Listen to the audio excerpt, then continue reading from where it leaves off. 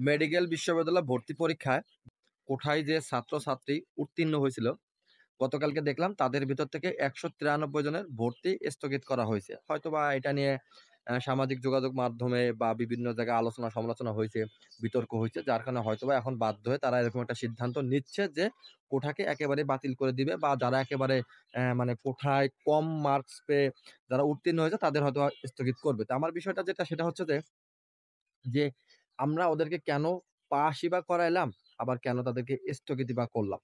কারণ যারা পাস করছে তারা একটা স্বপ্ন দেখছিল। তারা একটা কি বলে? আশা করছিল বা তাদের পরিবারে একটা অন্যরকম একটা আনন্দ ফিরে আসছিল। কারণ প্রতিটা বাবা-মা বা প্রতিটা ছাত্র-ছাত্রী যারা তাদের একটা স্বপ্ন থাকে যে আমি মেডিকেলে পড়বো বা আমার সন্তান মেডিকেলে পড়বে। তো তারা যখন সেই রেজাল্টটা পাইছে, কাঙ্ক্ষিত সেই সাফল্যটা পাইছে, তো তখন তাদের ভিতর কিন্তু একটা অন্যরকম আনন্দ কাজ করছে। এখন হুট করে আপনারা সমালোচনার মুখে পড়ে বা একটা আলোচনার মুখে পড়ে বা এটা নিয়ে নানান কথা হচ্ছে বিধায় আপনারা হুট করে তাদের মানে ভর্তি স্থগিত করে দিবেন। এটা তো আসলে ঠিক না। আপনারা যেটা করতেন আগে ভেবেচিন্তে করতেন বা ফল প্রকাশের আগে সিদ্ধান্ত নিতেন। কিন্তু ফল প্রকাশ হয়ে গেছে। এখন জনগণের চাপে পড়ে হোক বা নানান কারণে হোক আপনারা তাদেরকে ভর্তি স্থগিত করে তাদের স্বপ্নটাকে ভেঙে দিচ্ছেন। এটা আমার কাছে একেবারে মনে হয় যে অযৌক্তিক একটা ব্যাপার। এখন যেটা করা যেতে পারত সেটা হচ্ছে যে যেহেতু এবছর হয়ে গেছে, সেটা হয়ে গেছে। ওদেরকে এভাবেই ভর্তি করে দেওয়া উচিত ছিল। ওদেরকে সেইভাবেই মূল্যায়ন করা উচিত ছিল। যেহেতু হয়ে গেছে, সামনের বছর থেকে এটাকে সংশোধন করে নেওয়া উচিত ছিল। হ্যাঁ, এখন অনেকে বলবে যে মাত্র ৪০-৪২ পেয়ে তারা কিভাবে মেডিকেলে ছাত্র হতে পারে বা তারা কিভাবে ডাক্তার হতে পারে? তাদের কাছে রোগী গেলে তো রোগীর ভুল চিকিৎসা করবে। ভাই এখন একটা বিষয় কি দেখেন, যে ডাক্তার হবে সে কিন্তু এই যে ভর্তি পরীক্ষার যে উত্তীর্ণ হইছে বা ভর্তি পরীক্ষার যে মার্কস পাইছে, এটার উপরে এটা নিয়ে কিন্তু সে ডাক্তার হবে না। সে ডাক্তার হবে তাকে ৪ বছরের কোর্স সম্পন্ন করে তারপরে তাকে ডাক্তার হতে হবে। ডাক্তার হতে হলে কিন্তু ডাক্তারি পড়ে তাকে ডাক্তার হতে হবে। এই যে ভর্তি পরীক্ষায় যে সাধারণ জ্ঞান বলি বা কিছু ইংলিশের কিছু কোয়েশ্চেন আসে, বাংলায় কিছু কোয়েশ্চেন আছে, ম্যাথ আছে, মানে এইগুলোর উপর কিন্তু সে ডাক্তার হবে না।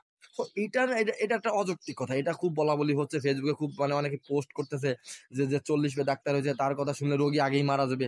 ভাইরে এগুলো একটা তামাশা।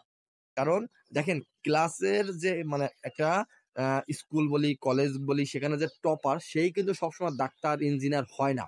ডাক্তার, ইঞ্জিনিয়ার কিন্তু অনেক সময় যারা মিডল মানে মধ্যম সারির ছাত্রছাত্রী তারাও কিন্তু অনেক সময় ডাক্তার, ইঞ্জিনিয়ার হয়ে যায়। আবার দেখেন এই যে নাসা বলি বা আমরা কি বলে SpaceX বলি বা গুগলে বলি এখানেও কিন্তু সবসময় ক্লাস টপারও হয় না।